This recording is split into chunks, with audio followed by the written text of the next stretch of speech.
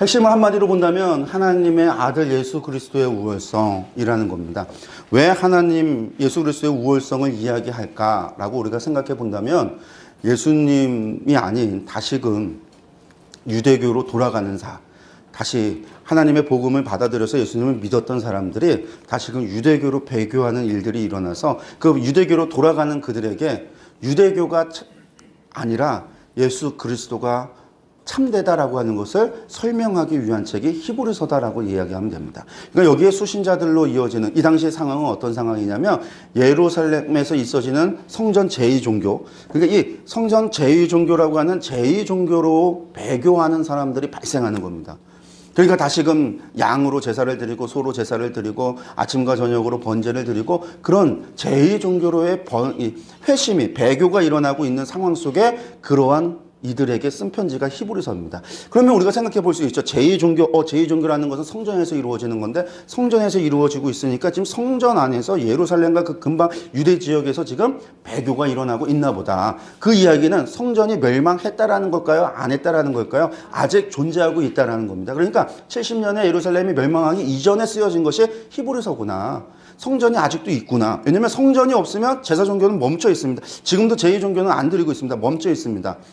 바벨론 포로 때 이스라엘 사람들이 성전이 없어져서 어떻게 하나님께 예배를 드리고 제사를 드리고 어떻게 정결례를 하고 어떻게 성결법을 지켜 행해야 되는가, 이 사람들한테 매우 중요한 문제였거든요. 그래서 그 사람들이 회당을 짓고 회당에서 말씀을 읽을 뿐만 아니라 정결례를 만들어냅니다. 왜냐하면 이스라엘 전통 중에 정결례 가운데 뭐가 있냐면 성막 안에도 있는데 물두멍에서 씻는 행위가 있습니다. 씻는 행위. 신의 상에서 하나님 앞에 나아갈 때 하나님께서 명하신 것은 제사 드려라, 양 잡고 소 잡으라고 말씀하신 게 아니라 너희를 정결케 하라 라고 하면서 뭘 하셨냐면 씻게 하셨습니다. 빨래도 하고 몸도 깨끗하게 씻고 아내를 가까이 하지 않고 그렇게 하나님 앞에 나아갔는데, 이러한 정결례라고 하는 게 이 이스라엘 사람들의 전통 가운데 있습니다. 뿐만 아니라 선지자의 글 가운데 하나님 앞에 정결하는 거, 용서함 받는 것이 속죄제를 통해서, 대속죄를 통해서만 있어지는 것이 아니라 하나님 앞에 참된 회개를 통해서도 이루어지는 것이 요해서를 통해서, 요나서를 통해서 나타나고 있잖아요. 그래서 그런 것들이 있었기 때문에 회당에서 예배가 만들어지면서 회당에서 정결례, 씻는 행위 이런 걸로 내 몸을 씻고 하나님 앞에 나아가서 말씀을 듣고 예배하는 것이 존재했고, 그들이 돌아왔을 때 성전을 지었을 뿐만 아니라 예루살렘에 성전을 짓고 사람들이 모여 사는 곳에는 이 바벨론의 정통을 가져와서 회당을 짓기 시작해서 그 회당에서 예배를 드린 거예요. 안식일마다 예배를 드리고 정결례를 행하고 하는 일들이 있어졌습니다.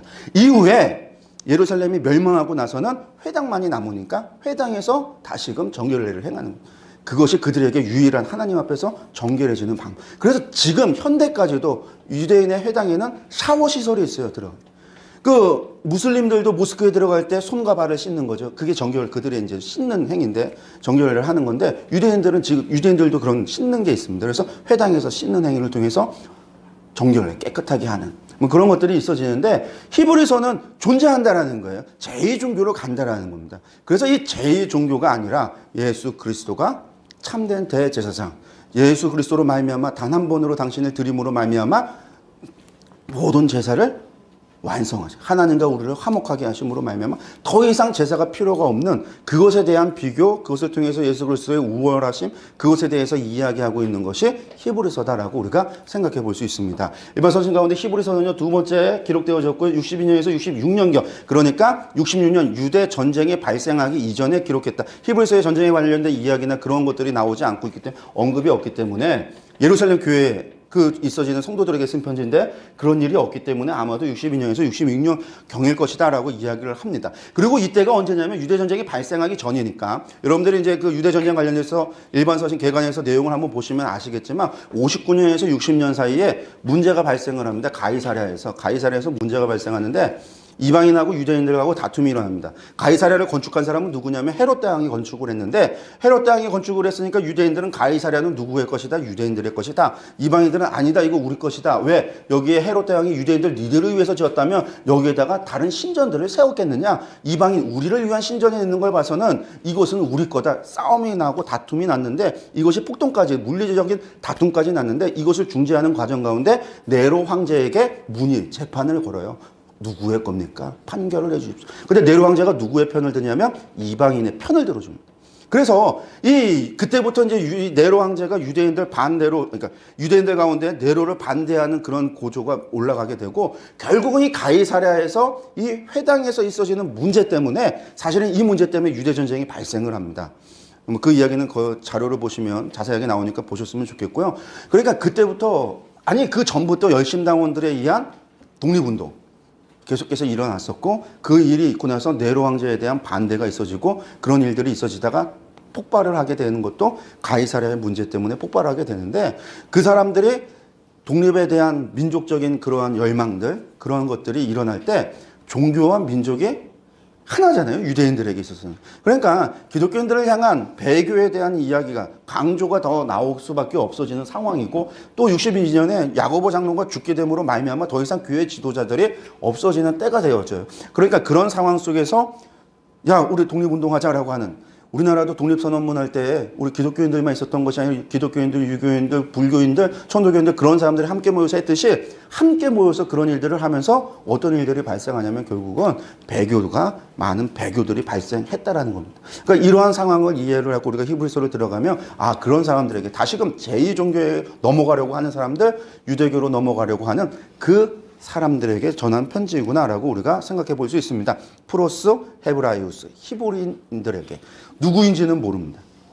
근데 우리가 추측하는 게 제2종교는 로마 지역에서 오직 예루살렘에서만, 그러니까 예루살렘과 유다 지역, 이 지역에 있었던 사람들에게 썼던 편지일 것이다. 그리고 이때 사실상 많은 사람들이 존재할까요? 아니죠. 30년에 한 번 떠났죠. 44년에 박해 때문에 떠났죠. 62년에 야고보 장로가 순교했죠. 그러니까 62년 넘어서 이 66년 유대전쟁이 발발하기 이전에, 그리고 요 어간에 기독교인들이 환상 보고서는 예루살렘 교회를 떠나게 됐다라고 말씀을 드렸는데, 그런 일들도 발생합니다. 그러니까 이곳이 교회적으로는 어쩌면 방치되어져 있었던 거, 지도자들이나 사도들이 다 떠났던 거, 그리고 남아있었던 사람들이 얼마 남지 않았는데 그 가운데 있었던 사람들이 결국은 배교하게 되는 일들이 발생하게 되었다라고 하는 것들입니다. 기록자는 미상입니다. 미상인데 여러 가지들을 알 수 있는 것 가운데 하나는 뭐냐면, 헬라어와 성경에 뛰어난 사람일 것이다 라고 하는 것과, 13장에 보면 디모데를 언급하고 있는, 디모데가 풀려났다, 잡혔다가 풀려났다는 기록을 봐서 디모데를 알고 있는 사람일 것이다. 그리고 수신자들이 누구나 알고 있었던 유대인 그리스도인일 것이다 라고 추측을 하는데, 기록자에 대한 설들은 많이 있습니다. 바울설도 있고요. 디모데를 아는 걸 봐서 바울서, 그 내용상으로도 그런 잘 유대 율법과 복음을 잘 알고 있는 사람은 바울이었을 것이다. 뿐만 아니라 로마서에서 이 이스라엘에 대해서 가슴 아파하는 이 바울의 그 심정을 본다면, 이 히브리인들, 배교하고 있는 자신의 동족들을 향해서 안타까운 마음으로 썼을 것이다 라고 하는 바울설이 있고요. 누가설이 있습니다. 그래서 사도행전과 문체가 비슷하기 때문에, 혹은 바울에 의해서 히브리어로 기록된 것을 누가가 헬라어로 다시 바꿨을 것이다. 오늘 바울과 누가가 함께 했을 때 바울의 이야기를 받고 대피를 하든지, 어쨌든 그런 누가가 기록했을 것이다, 핀 쓰여졌을 것이다, 뭐 그런 설들이 있고요. 로마의 클레멘트가 했을 것이다, 아볼로가 했을 것이다, 바나바 설도 뭐 그런 설들이 많습니다. 스데반 제자, 전도자 빌립, 뭐 브리스가, 뭐 이런 설들이 많이 있는데, 이 이야기는 뭐냐면 알 수 없다라는 겁니다. 알 수 없다, 알 수 없다. 수신자는 히브리인들, 앞서 말씀드렸습니다. 예루살렘 성전과 유대에 인접해 있었던 사람들이다 라고 보시면 되겠습니다. 배경도 다 말씀을 드렸습니다. 여기가 이제 가이사랴 원형극장이고, 이곳이 가이사랴 해변이고, 이것이 가이사랴의 수로. 이 가이사랴가 이게 다 헤롯이 지은, 황제를 위해서 지었고, 로마 군단을 위해서 주둔했던 지역이고, 이후에 바울 사도가 전도 여정 가운데 이 레반트 지역으로 들어올 때, 예전에는 전부 다 배가 어디서 출항을 했냐면, 여러분들 갈매산을 중심으로 위쪽에선 두로와 시돈이 가장 중요한 항구였고, 그리고 남쪽에선 요빠가 가장 중요한 항구 도시였는데, 가이사랴를 만들고 나서는 로마로 가는 모든 배, 그쪽으로 가는 게 가이사랴를 통해서 많이들 갔어요. 그래서 바울 사도도 어디서 배를 타고 들어오게 되냐면 가이사랴로 들어와서 그곳에서 예루살렘으로 올라가게 되죠. 예, 그런 도시입니다. 그래서 이게 이제 헤롯이 지었는데 헤롯이 지은 이것이 문제가 돼서 결국은 유대 전쟁이 발생하게 된다라고 하는 것들 기억을 하셨으면 좋겠습니다. 연대 뭐 다 이야기 드렸습니다. 목적 유대교로 돌아가는 것에 대한 경계와 경고의 말씀이다. 그러면서 유대교보다 더 우월하신 예수 그리스도를 변증하기 위한 것이고 민족 의식이 고취되고 있었던 시기 유대 전쟁이 발생하기 전에 59년에서 60년부터 네로 황제의 반유대 정책 그런 것들이 다 종합적으로 발생하고 있었던 시기에 기독교에 대한 박해를 이겨내고 끝까지 믿음을 굳게 지켜 인내할 것에 대해서 격려하는 사실상 그때 당시에 예루살렘에는 지도자가 없는 거의 지도자가 없었던 것 같습니다. 없었던 야고보 장로 이후에는 그런 상황에서 그들을 격려하기 위해서 쓴 것일 것이다 라고 보고 있습니다. 전체 보기 들어가시면요 1장부터 13장까지 되어져 있습니다. 여기도 1장부터 13장까지 되어져 있는데 1장부터 2장까지는 하나님의 아들의 우월하심에 대한 이야기가 나오고 3장부터 10장까지는 그리스도의 사역의 완전성에 대한 이야기고 11장부터 13장은 그리스도인의 믿음 생활에 대한 권면의 말씀입니다. 다른 말로 이야기한다면 예수님은 누구십니까? 누구신가에 대한 이야기가 1장부터 2장까지 이야기입니다. 누구신가? 예수님은 누구신가? 그러니까 예수님께서는 3장부터 10장까지는 무엇을 행하셨는가? 예수님께서 무엇을 하셨는가? 그러면 11장부터 13장은 그럼 그 예수님을 믿는다라고 하는 것이 무엇인가? 그리고 믿는다라고 하는 것은 어떤 삶을 살아가야 되는가에 대한 이야기가 히브리서라고 여러분들 보시면 되겠습니다. 다시 하겠습니다. 히브리서는요 1장부터 2장까지는 예수님이 누구신가에 대한 질문입니다. 그것에 대한 답이 하나님의 아들이시다라고 하는 것이고요. 3장부터 10장까지는 무엇을 하셨는가? 예수님께서 이 땅에 오셔서 도대체 무엇을 하셨는가? 그것에 대한 답은 율법을 완성하셨다라는 겁니다. 율법을 완성하셨다. 그리고 11장에서 13장까지 어떻게 해야 하는가? 그럼 우리가 어떻게 해야 되는가? 믿음의 삶을 살아야 한다라고 하는 답이라는 겁니다. 이것이 히브리서 1장부터 13장까지의 이야기다라고 여러분들 기억을 하셨으면 좋겠습니다. 그러면 하나님이 누구신가? 이것이 지금 이야기하는 하나님이 예수님은 누구신가? 예수님께서 무엇을 하셨는가? 그럼 우리는 그 예수님을 어떻게 해야 되는가? 우리가 그것을 어떻게 믿고 어떻게 해야 되는가? 이게 당시 사도들의 가르침이에요. 가르침. 복음서도 그렇지 않습니까? 예수님이 누구신가? 마태복음 율법을 완성하러 오신 예수님이시다라는 겁니다. 마가복음 고난받는 종으로 오신 분이시다라는 겁니다. 누가복음 온 세상의 구세주 되신다라고 하는 겁니다. 요한복음 성령 말씀이 유신이 되어 이 땅 가운데 오신 분이시다. 이것이 예수님에 대한 종책. 예수님께서 무엇을 하셨는가? 예수님께서 우리의 죄를 위하여 십자가를 지시고 제물이 되셔서 우리의 모든 죄를 사하주셨다. 온 세상의 구세주가 되어주셨다. 우리의 하나님이 되어주셨다. 말씀을 성취하여 주셨다. 우리는 어떻게 해야 되는가? 복음서의 증명, 우리는 예수 그리스도의 사명을 받아서 온 예루살렘과 유대와 사마리아 땅 끝까지 복음을 증거해야 되고 모든 민족으로 제자를 삼아 아버지와 아들과 성령의 이름으로 세례를 베풀고 내가 너에게 분반 모든 것을 가르쳐 지키는 것, 이것이 하나님 예수님께서 우리에게 주신 어떤 삶을 살아야 되는가? 율법의 완성이 하나님을 사랑하고 이웃을 사랑하라. 이것으로 이야기되는 거거든요. 그러니까 사도들의 가르침이라고 하는 것이 히브리서 안에서 나타나고 있는 것은 결국 예수 그리스도가 누구신가? 예수 그리스도가 무엇을 하셨는가? 우리는 무엇을 해야 되는가? 이것을 통해서 사도들의 가르침의 연속성에 있는 것, 이것이 히브리서의 이야기다라고 하는 것들 여러분들 보셨으면 좋겠습니다.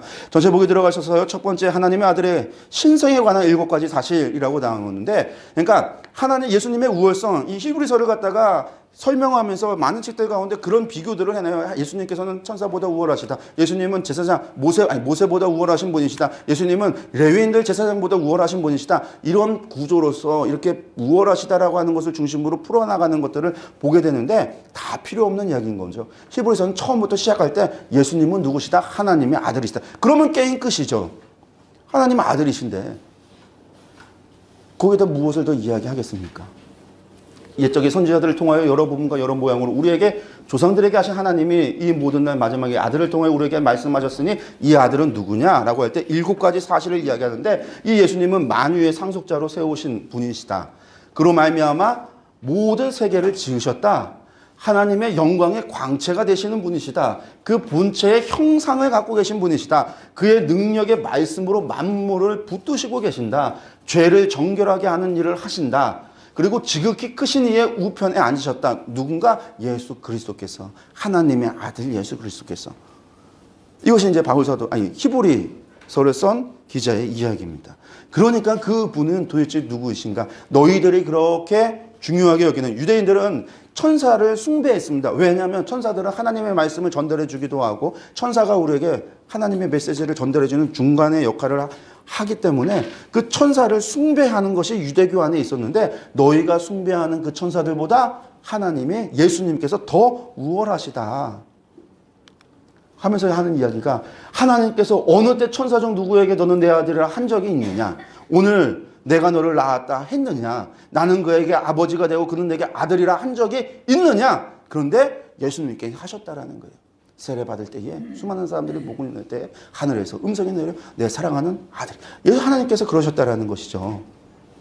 하늘에 관하여서는 하나님이요 주의 보좌는 영영하며 주의 나라의 규는 공평한 규이다. 규라고 하는 것이 하나님의 규라는 그 왕권이잖아요. 예수님께서는 그런 분이시다라고 하는 것을 이야기합니다. 그리고 천사는 누구냐면 섬기는 영으로서 구원받을 상속자들을 위하여 섬기라고 보내심 받은 존재지 이 상속자들은 예수님이 아닙니다. 성도들을 가리킵니다. 야, 천사들 우리를 섬기라고 하나님께서 주신 것이지 지금은 우리가 볼 때 천사가 더 존귀한 것 같지만 우리가 결국 하나님 나라에 가고 하나님의 뜻이 이루어지는 그때가 되어질 때는 하나님이 정하신 때가 될 때는 저들이 우리를 섬기게 되어지는 존재다. 섬기는 존재일 뿐이다. 라고 하는 것으로 이야기를 하는 겁니다. 그러면서 이 그리스도로 말미암아 주어진 이 구원을 등한시하는 것에 대해서 하나님께서 보응을 하신다라는 겁니다. 보응이 무엇이죠? 보응하신다라고 하는 거. 보수하신다, 복수하신다. 그런 의미입니다. 등한히 여긴 거에 대해서 하나님께서 복수하실 거예요. 다른 말로 이제 그것에 대해서 벌을 주실 것이다, 심판하실 것이다 라는 이야기입니다.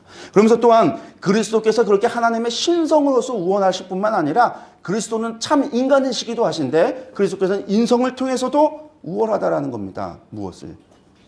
하나님의 은혜로 말미암아 예수님께서 모든 사람을 위하여 죽음을 맛봤기 때문에 그가 시험을 받아서 고난을 당하셨기 때문에 능히 시험 받는 자를 우리들을 도울 수 있으시다라는 것으로 이야기를 하고 있습니다.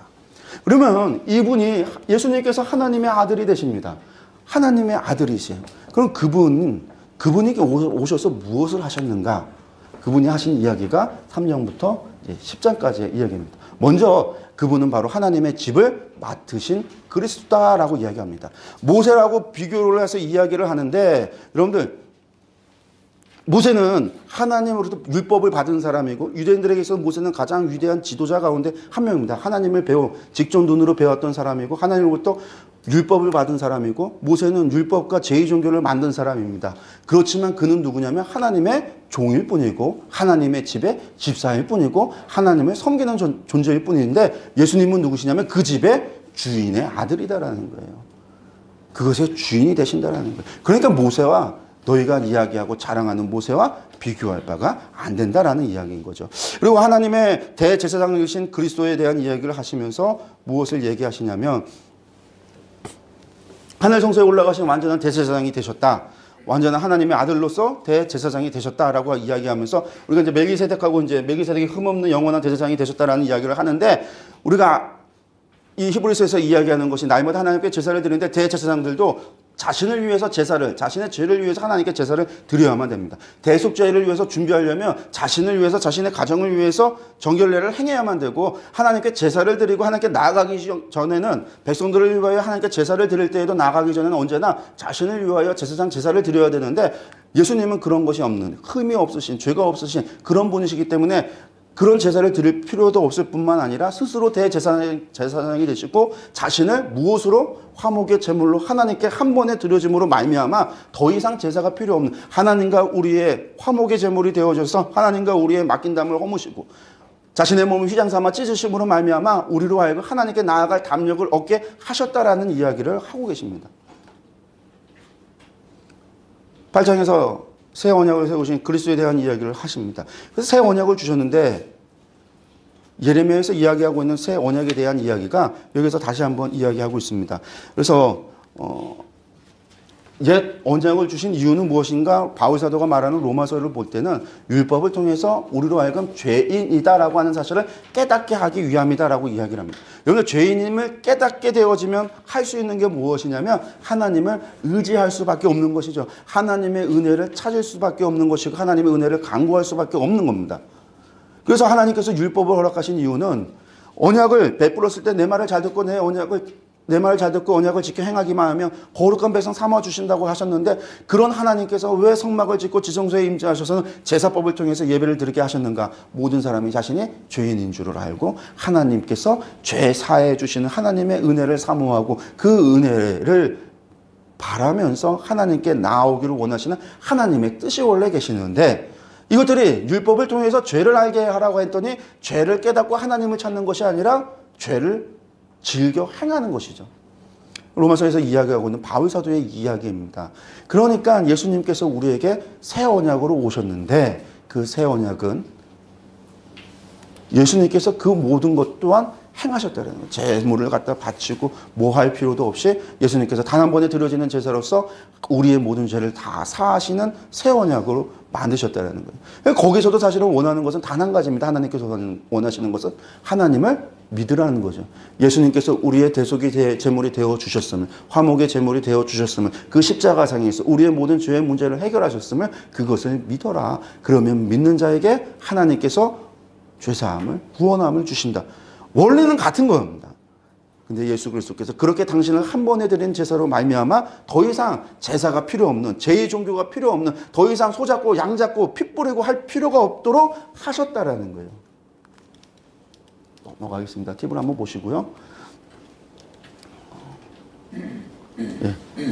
이건 다 예레미야에서 했던 이야기에 대한 이야기들입니다. 그리고 나서 9장 1절에서 10장 39절에는 완전한 제물이, 그래서 예수님께서 완전한 제물이 되셨다. 더 이상 제물이 필요 없는 이유, 제사가 필요 없는 것에 대한 설명이 9장에서 10장까지 설명되어지고 있습니다. 그런데 여기서 저희들이 이 9장 18절에서 22절 가운데 보면 22절 말씀에 그것이 있습니다. 율법에 따라 거의 모든 제물이 피로써 정결하게 되어서 피 흘림이 없은 즉 사함이 없다라는 말을 가져다가 우리는 자꾸만 착각하는 게, 피 흘림이 없으면 사함이 없다, 모든 것은 피 흘림을 통해서만 있어진다, 피가 능력이 있다, 주의 보혈 능력이 있다라는 찬송가도 있는데, 그래서 예수피 하면 막 병도 고쳐지고 귀신도 떠나가고, 길을 가다가 뱀이 나타나니까 예수피 하니까 뱀이 도망가고 그런 일이 있다는 간증도 하고 별의별 이야기를 하는데,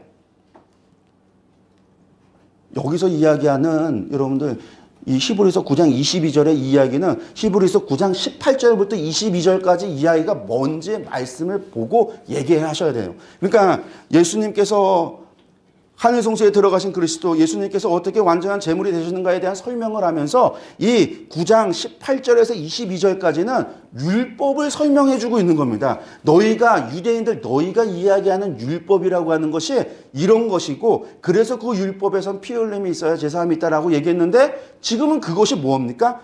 필요 없는 겁니다. 예수 그리스도를 통하여 이미 다 완성되어졌기 때문에, 그리스도의 보혈을 통하여 우리가 하나님께 나아갈 담력을 얻게 되었기 때문에, 그리스도를 통하여 하나님께서 그렇게 삼아주셨기 때문에, 하나님의 은혜와 자비로 그렇게 해주셨기 때문에 더 이상 필요 없다라는 이야기를 하는데, 그거 다 잘라먹고 한 절만 얘기하면서 그 피로다가 제사함을 얻는다. 율법이 제물의 피로 구원을 받는 게 아니죠. 하나님이 그것을 보시면서 드리는 자, 나오는 자의 중심을 보시고 믿음을 보시고 하나님께서 죄사함을 베푸시는 거죠. 하나님도 없고 믿음도 없고 사람도 없이 그냥 그거 행하면 우리가 죄사함을 받는다라고 한다면 그것이 능력이 있는 거고, 피의 능력이 있다라는 얘기가 피가 능력이 있는 것이 아니라 피를 통하여 죄사함을 주시는 하나님의 능력이 있는 거지, 능력이 하나님께 있는 것이고 구원이 보좌에 앉으신 어린 양께 있는 것이 피에 있는 것이고 제사에 있는 것이고 율법에 있는 것이 아니다라는 거예요. 통로라는 것이고 통하여서라는 이야기죠. 이게 레위기 때도 이야기했고 로마서 때도 이야기했고 오늘 또 히브리서를 통해서 이야기하고 있는 바입니다. 그러니까 레위기 말씀을 우리가 이해하지 못하고 제대로 알지 못하면 로마서 오해할 수밖에 없고요. 히브리서도 오해할 수밖에 없다라는 겁니다. 그러니까 구약이 행위다라고 이야기하면 오해할 수밖에 없는 거예요. 아니라 하나님의 은혜다라는 거예요. 하나님께서 그렇게 하셨다라는 겁니다. 예. 우리가 모두 예수의 피를 힘입어 성소에 들어갈 담력을 얻었다. 이 피라고 하는 것은 유대 율법을 이야기하면서 설명하기 때문에 피라는 거예요. 예수님 꼭 피 흘려야지만 우리 다 구원받을까요? 하나님의 능력이 겨우 그거에 한정되어져서 아니다라는 게 아닙니다. 아니다라는 게 우리가 예수님의 피를 힘입어서 성경에 말씀하고 있는 거 부정하겠다라는 게 아니라 그렇다라는 건데, 하나님의 능력이 말씀으로 천하를 만드신 하나님께서 그런 권능과 능력이 하나님께서 꼭 이렇게만 아니죠. 그럼에도 이렇게 하셨어요. 당신이 육신이 되어 이 땅 가운데 오셔서 당신이 우리를 위하여 피 흘리셨고 당신이 우리의 생명까지 주셨던 그 사랑을 우리에게 보여주시고 우리에게 알려주시고 하나님의 그 사랑을 알게 하시기 위해서 하나님께서 행하셨던 그 일, 그리고 그것을 삼아주셨다라는 겁니다. 우리가 가치가 있어서 삼아주신 것이 아니라, 우리가 가치가 있어서 그 피값으로 우리를 사신 것이 아니라 하나님의 사랑과 은혜와 자비로 하셨다라는 거예요. 그러면 그리스도께서 그렇게 행하셨음, 그럼 우리가 어떻게 살아가야 되는가에 대한 믿음에 대한 확신에 대한 이야기를 하는데, 먼저 믿음이 뭐냐면, 믿음은 바라는 것들의 실상에 보지 못하는 것의 증거다. 선진들이 이로써 증거를 얻었다라는 이야기로 시작을 합니다. 여러분들, 믿음이라는 것이 바라는 것들의 실상이고 보이지 못하는 것의 증거니까 이것이 마치 도깨비 방망이처럼 내가 바라는 것들 믿음으로 구하게 하면 뭐든지 뚝딱 하고 나온다, 그렇게 생각하고 착각하면 되는 것이 아니라, 선진들이 하나님을 보지도 못했고 예수 그리스도를 보지도 못했습니다. 그들이 하나님을 믿었어요. 하나님의 말씀을 믿었어요. 말씀을 믿었기에 그들이 순종하며 나아갔을 때 자신들이 어떻게 구원함을 받을지 알지 못했습니다. 예수 그리스도의 십자가, 하나님께서 그렇게 그들을 사신바 되어졌고 그렇게 구원해 주실지를 알지도 못했음에도 불구하고 그들은 오직 믿음으로 갔기 때문에 그 믿음이 그것의 증거가 되어진다라는 거예요. 그래서 선지인들이 믿음으로 증거를 얻은 겁니다. 다른 것이 아니라, 그리고 그 믿음의 인내에 대한 것을 12장에 합니다. 그리스도께서 이미 믿음의 주에 온전케 하시는 이 예수 그리스도를 바라보자. 그는 그 앞에 있는 기쁨을 위하여 십자가를 참으사 부끄러움을 개의치 아니하시더니 하나님 보좌의 우편에 앉으셨다. 그 고난도 부끄러워하지 않고 하나님 우편에 앉으셨다라는 겁니다. 그 주님의 십자가, 그 주님의 고난과 고통, 그것을 바라보라는 거죠. 그래서 믿음의 인내를 가져. 지금 상황이 어떤 상황이냐면 교회가 다 무너지게 된 상황입니다. 많은 사람들이 떠나가고 배신하고 있는 상황입니다. 교회가 지금 장로도 잃고 지도자도 잃은 상황입니다. 전쟁에 흉흉한 소문이 돌고 있는 상황입니다. 여러분들, 그러한 상황 속에서 그들에게 그 고난 속에 인내를. 왜 인내를요? 인내가 연단을, 연단이 소망을. 그 소망은 하나님 보좌 우편에 예수 그리스도께서 앉아 계시듯이 우리도 하나님과 함께 할 것이다라는 소망은, 그것을 가지고 믿음의 생활을, 믿음을 지켜 행하라라고 하는 말씀입니다. 마지막 13장에는요, 사랑에 대한 공고입니다. 사회적 범위에서의 사랑을, 형제 사랑 일을 계속해라. 그 어려움 속에 형제 사랑 계속해라. 손님 대접하는 것도 잊지 마라. 부지 중에 천사를 대접한 이들도 있었다. 여러분들, 부지 중에 손님 대접하다가 천사를 대접하고 하나님 대접해서 복받은 사람도 있다. 너희도 함께 갇힌 것 같이, 갇힌 자, 옥에 갇힌 자들을 생각하고 너희도 몸을 가졌은즉 학대받는 자도, 고난받고 고통받는 자도 생각해라. 이것이 지금 사회적 범위에서 사랑을 얘기하고 종교적 범위에서 사랑을 얘기합니다. 그래서 오직 선을 행하고 서로 나누어 주기를 잊지 말라. 하나님은 이 같은 제사를 기뻐하신다. 여러분들, 히브리서가 말하는 제사는 소잡고 양 잡는 제사가 아니라 무엇을 제사냐면 선을 행하고 서로 나누어 주기를 애쓰는 것이 하나님께 드리는 제사다라는 겁니다. 여기서는 경건이 뭐라고 그랬죠? 가난한 자들을 돕는 것이 경건이다 앞에서 이야기했고, 여기서 얘기하는 제사는 소잡고 양 잡는 것이 아니라 선을 행하고 서로 나누어 주기를 힘써라. 미가서에서 오직 정의를 행하고 인자를 사랑하며 겸손히 하나님을 섬기는 것이 하나님의 뜻이다. 다르지 않습니다. 구약이나 신약이나 다르지 않습니다.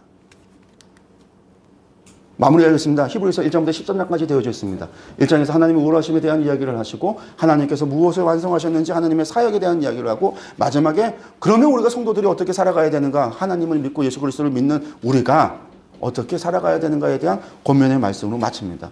그래서 이 핵심은 결국은 복음이라는 것은 하나님 아들이신 예수 그리스도, 그분을 믿는 것이 우리의 복음입니다. 우리가 복음을 믿는다라는 것은 그것이 사도들의 증거다라고 하는 것들 여러분들 기억하셨으면 좋겠습니다.